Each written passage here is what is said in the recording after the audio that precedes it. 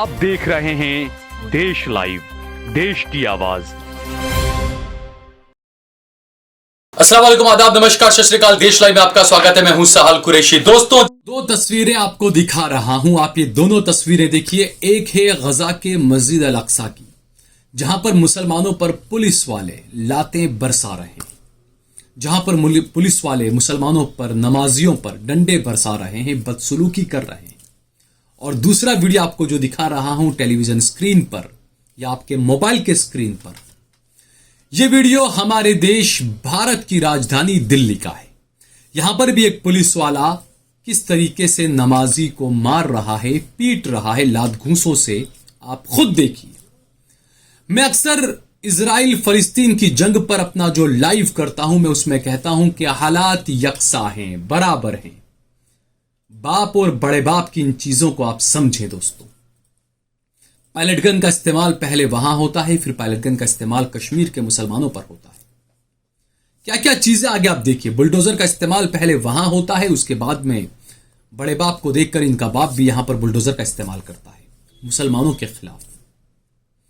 Police मस्जिद अल अक्सा के अंदर नमाजियों पर जिस तरीके से गुंडागर्दी, आतंकवाद करती है, पहले वहां हुआ, अब हमारे देश की राजधानी दिल्ली में भी हुआ दोस्तों। इसीलिए मैं कहता हूं हालात यकसा है, दोनों के बराबर हैं। मैं बार बार कहता हूं ये बात। थोड़ा सा कुछ फर्क है कि वो लोग थोड़ा सा ज्यादा परेशान हैं, थोड़ा सा नहीं, बहुत ज्यादा। लेकिन जो रोडमैप दोनों सरकारों का है वो यकसा है, बराबर है। इंद्रलोक के अंदर मक्की मस्जिद है।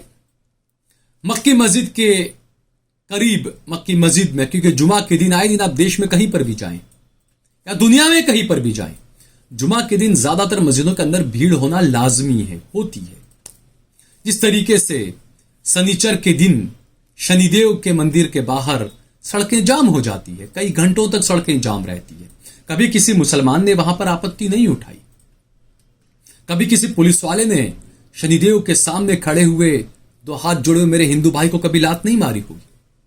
लेकिन यहां पर चूंकि यह मुसलमान था, यह नमाज पढ़ रहा था, इस पुलिस वाले के अंदर यह नफरत कहां से आई?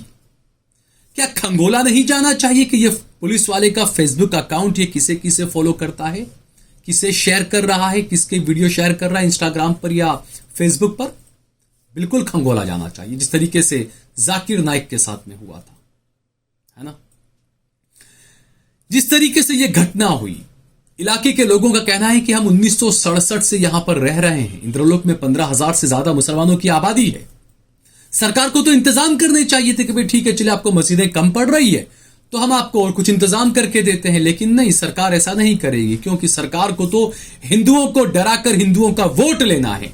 यह दिखाना है कि देखिए देखिए मुसलमान तो सड़कों पर नमाज पढ़ रहा है, यह दिखाना है। अब कुछ लोग कहेंगे कि सड़कों पर नमाज क्यों पढ़ी?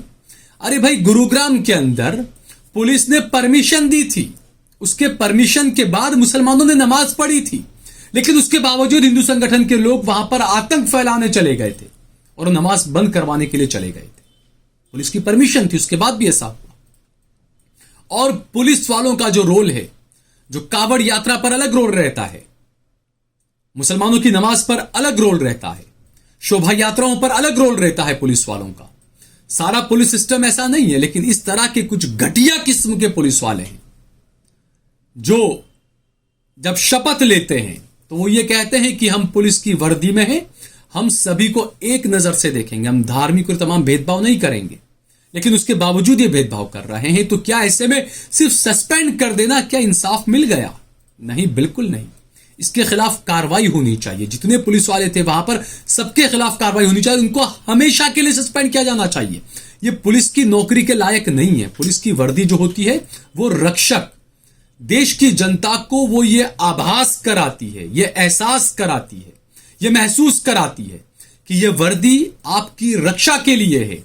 लेकिन आज हाल यह है कि मुसलमान पुलिस की वर्दी को देखकर गलत कुछ नहीं कर रहा होता है तो भी डर जाता है, इसी तरीके से डरता है जैसे कोई गुंडे से डर रहा होता है।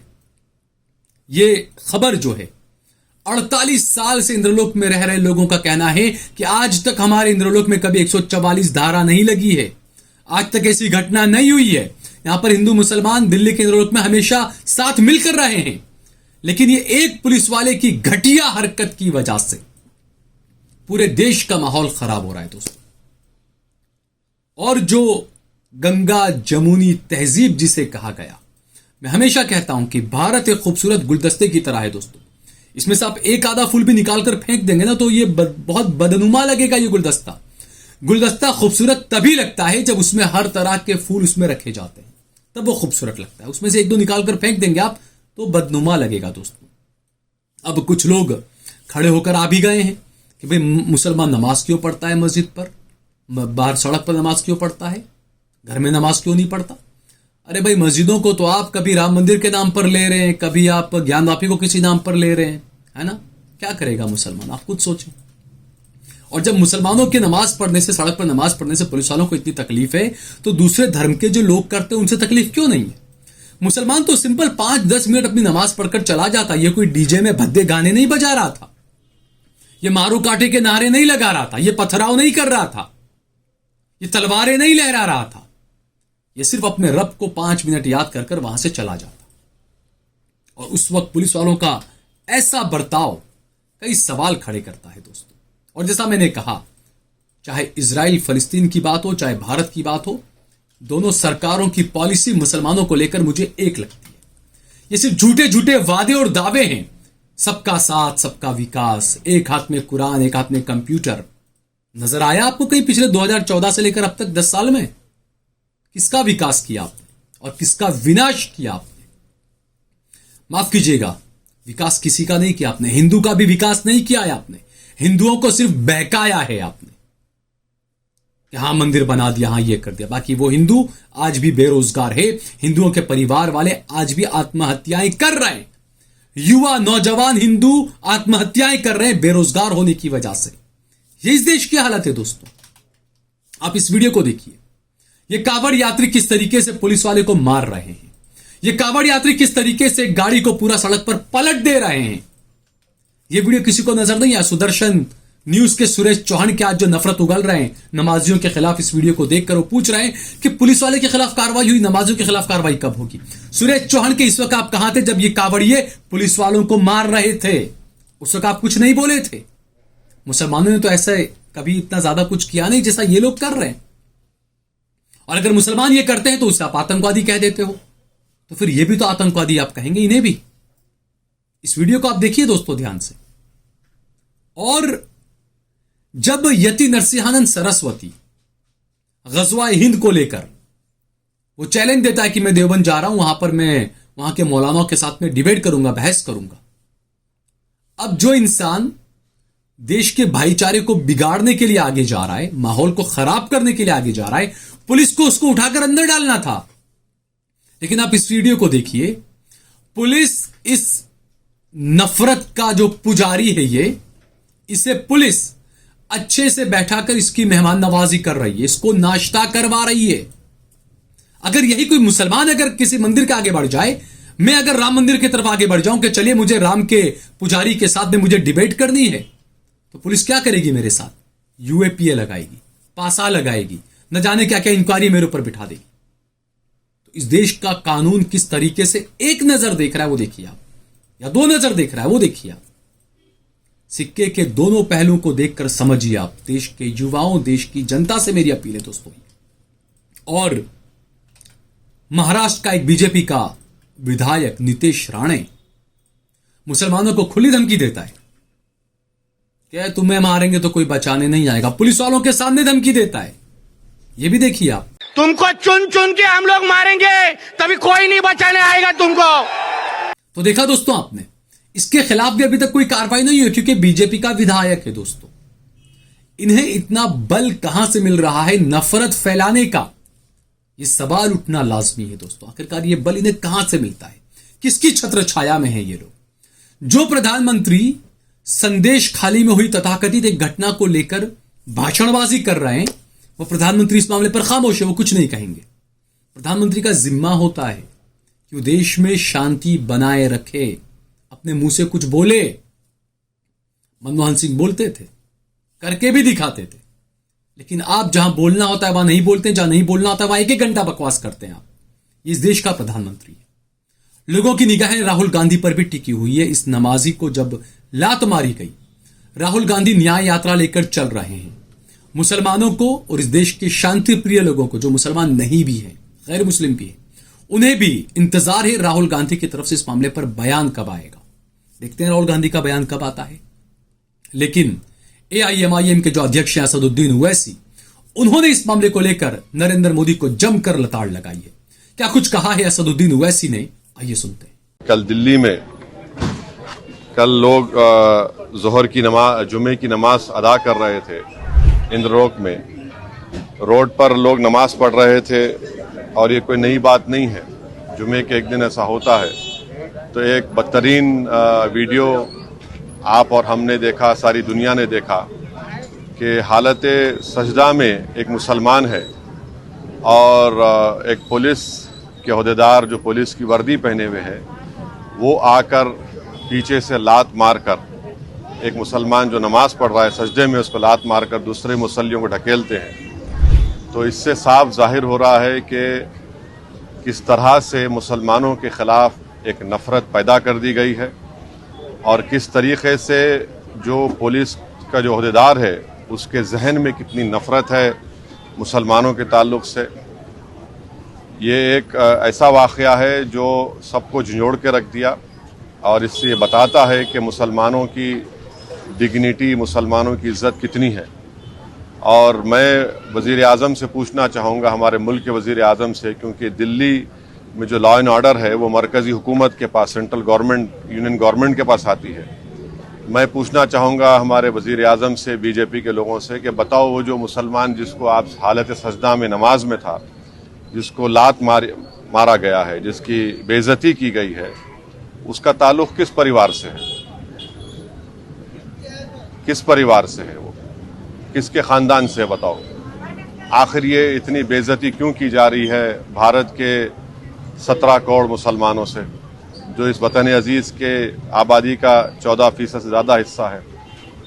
तो ये तमाम फ़िरक़ा परस्ती और नफ़रत के मज़ाहिरे सारी दुनिया और हम देख रहे हैं। तकलीफ़ होती है, मगर इंशाअल्लाह ताला ये नफ़रत का, ये जुल्म का इंशाअल्लाह ताला ज़रूर अल्लाह अपने फ़ज़ल से और करम से, मुझे यकीन है कि इंशाअल्लाह ये तमाम चीज़ों का ख़ात्मा होगा और ये तमाम चीज़ें रोकी जाएंगी। और दिल्ली में हम जानते हैं कि जब फसादात हुए थे तो कैसे एक मुसलमान को जब मॉब पीट रहा था वो अपनी जान की भीख मांग रहा था। इससे भी सबक हासिल नहीं किए वहाँ की पुलिस के ओहदेदार। कैसे एक वीडियो निकला था कि 3 मुसलमान ज़ख्मी पड़े हुए हैं और उनसे कहा जा रहा था कि पढ़ो, ये पढ़ो, और उसमें एक बच्चा उसकी फौत हो गई। उसके बाद हम कल देखते हैं कि एक जुमे की नमाज में हमारे मुल्क में 90% से ज़्यादा लोग मजहबी लोग हैं और अपनी मजहबी इबादत के लिए, जुलूस के लिए वक्तन फ़ौक्तन रोड पे आ जाते हैं। तो इसको ये बेइज्जत करना, उनको इस तरह से लात मारना उनको और बताना कि क्या हमारी हैसियत है, तो हम ऐसे लोगों से कहना चाहेंगे कि आपके इस जुल्म के मज़ाहिरों से हम नमाज पढ़ना नहीं छोड़ने वाले हैं। हम अल्लाह के आगे सजदा करते हैं और करते रहेंगे। आप लात मारो या गोली मारो, मगर आपके लात मारने से, आपके गोली मारने से आप अपनी जहनीत का, अपनी नफ़रत का आप मज़ाहिरा कर रहे हैं और आप एक तरफा काम कर रहे हैं। और भारत के मुसलमान का परिवार किस किस परिवार से ताल्लुक़ बता दें। मैं ये तमाम मेरा सवाल है उन तमाम नाम निहाद सेकुलर पार्टियों से, हमारे मुल्क के वज़ीर आज़म से, कि बताइए जो सजदा कर रहा था जो मुसलमान है उसका किस परिवार से ताल्लुक़ है, बताइए हम। तो सुना आपने दोस्तों, असदुद्दीन ओवैसी ने जो बातें कही है, बिल्कुल साफ सुथरे अंदाज में जो बातें उन्होंने कही। और ये एक बंदा है जो हमेशा मुसलमानों की आवाज को उठाता है, सिर्फ मुसलमानों की नहीं, दलितों की और जो मजलूम हिंदू भाई उनकी भी आवाज को उठाता है। तो इन चीजों को आप समझें कि आपको किस तरीके का, आपको क्या चाहिए, देश में आप कैसा माहौल चाहते हैं, लेकिन आपको कैसा माहौल दिया जा रहा है, और जो पुलिस वाले हैं उनकी जिम्मेदारी क्या होनी चाहिए। क्या इन पुलिस वालों को हमेशा हमेशा के लिए सस्पेंड नहीं कर दिया जाना चाहिए? पुलिस की नौकरी के लायक नहीं है ऐसे पुलिस वाले। सिर्फ सस्पेंड किया जाना कुछ दिनों के लिए क्या होगा? यही हारफुल उसको दिए जाएंगे, उसको जब बाहर आएगा तो हिंदू संगठन के लोग पहुंचेंगे, उसको मीठा मुंह करवाएंगे, उसको हीरो बना देंगे, और हो सकता है बीजेपी वाले तो उसको टिकट भी दे दें कहीं से, चुनाव में ले भाई लड़ ले तू। तो बीजेपी का तो ये दोहरा चरित्र है, सबके सामने है। इसके अलावा जमीयत उलमा हिंद के जो अध्यक्ष मौलाना महमूद मदनी साहब, उन्होंने जो है वो इस घटना को लेकर गृह मंत्री, देश के गृह मंत्री अमित शाह को एक पत्र लिखा है और उसमें उन्होंने साफ अल्फाज में कहा है कि ये जो घटना हुई है यही इस्लामोफोबिया है, इस्लामोफोबिया की वजह से ये घटना हुई है। नरेंद्र मोदी को, बीजेपी के चमचों को और कुछ ये गोदी मीडिया के डल्ले एंकरों को बड़ा बुरा लगता है जब हम ये अल्फाज यूज करते हैं, इस्लामोफोबिया। जी हां, इस देश के अंदर इस्लामोफोबिया हो रहा है। 2014 के बाद से लगातार हम इसी घटनाओं को देख रहे हैं। ये इस्लामोफोबिया नहीं है तो क्या है? लेकिन महमूद मदनी साहब, क्या आपके इस पत्र से सिर्फ फर्क पड़ जाएगा? बस हो गया, आपने पत्र लिख दिया, हो गया? उस पुलिस वाले को सस्पेंड नहीं, जिंदगी भर के लिए सस्पेंड करवाइए, उसको सलाखों के पीछे भिजवाइए, देश की शांति भंग करने को लेकर उस पर राष्ट्रद्रोह का, देशद्रोह का जो केस लगते हैं लगवाइए। यही आपकी कामयाबी होगी। यही कामयाबी मुसलमानों के लिए नहीं, ये देश की अमन शांति के लिए कामयाबी होगी दोस्तों। और जो मेरे हिंदू भाई है वो तमाम चीजें देख रहे हैं 2014 के बाद से। कुछ लोग ये भी कहते हैं सहल भाई आप तो सिर्फ मुसलमान करते हैं, हिंदू मुसलमान करते हैं। मेरे भाइयों, मैं आपको चैलेंज देता हूं कि मेरे किसी भी वीडियो के अंदर हिंदू धर्म के खिलाफ एक वर्ड भी अगर गलत बोला गया हो तो मुझे दिखाइए आप उठाकर। आप जो कहेंगे वो मैं करने के लिए तैयार हूं। मैं हमेशा इंसाफ के साथ खड़ा रहता हूं। मैं हमेशा अपनी वीडियो में कहता भी हूं कि आप नरेश हैं, मुकेश हैं, अब्दुल हैं, एलेक्स हैं, आप जो भी हैं, आपके साथ में कहीं पर भी नाइंसाफी हो रही है, आप मुझे कॉल करिए, मैं आपके साथ खड़ा रहूंगा, आपकी आवाज को अपने चैनल पर उठाऊंगा। मैं, ये मेरा चैनल नहीं, ये आपका चैनल है और आप ही लोगों के सहयोग से चलता है। और इसीलिए मैं आप लोगों से बार बार अपील करता हूं कि इस तरह की जो खबरें जो गोदी मीडिया में बिल्कुल दबा दी जाती है, वो खबरें मैं आपको आपके चैनल देश लाइव पर दिखाना चाहता हूं। और इसीलिए मुझे आपके समर्थन की, सहयोग की ज्यादा से ज्यादा जरूरत पड़ती है। मैंने अपना नंबर दिया हुआ है, जितना ज्यादा सहयोग कर सके इतना सहयोग करें आप हमारा। और जहां आपको कहीं परेशानी कुछ है, आप मजलूम है, अगर आपके साथ में जुल्म ज्यादती हो रही है तो हमारे नंबर पर कॉल करें, बताइए हमें कि आपके साथ में हम आपकी मदद कर सकते हैं। अगर आपको ये वीडियो पसंद आई हो तो इस पर कमेंट करें, इसे लाइक करें, इसे ज्यादा से ज्यादा शेयर करें। अगर आपने हमारा चैनल देश लाइव सब्सक्राइब न किया हो तो हमारे चैनल को जरूर सब्सक्राइब करें।